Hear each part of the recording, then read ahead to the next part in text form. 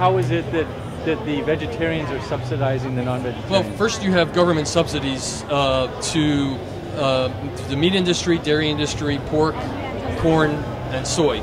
So you have price supports, which long ago were put in place to stabilize prices, keep the farmers in business.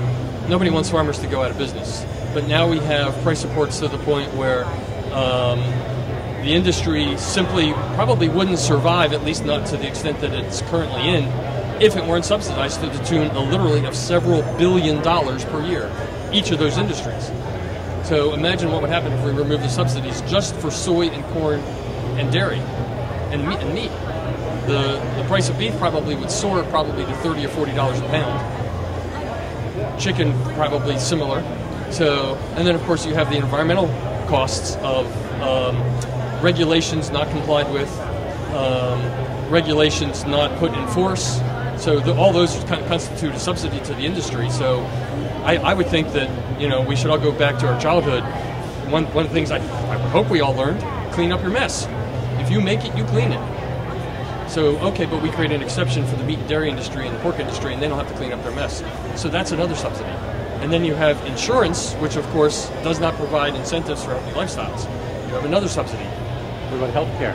And healthcare. So you might say, plant eaters should pay less for their health insurance, for their life insurance.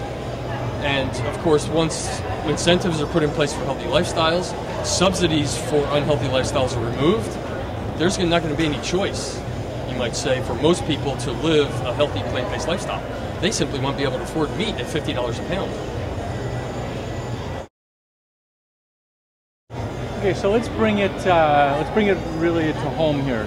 3 easiest, simple things people can do to improve their healthy lifestyle. Okay, first thing probably would be to eat a healthy plate. 50% non-starchy vegetables, 25% whole grain starch, 25% protein. Second thing probably would be to make sure you get enough water, which is lacking for a lot of people. And third thing is to cook, which a lot of people don't do. So yes, there are plenty of microwave and simple vegan easy meals out there, but you get so much more benefit from actually cooking and actually experimenting yourself, developing your own flavors, your own style. And I think that's one of the single biggest deficiencies we have in this country, why people are not eating healthy, is they're not cooking.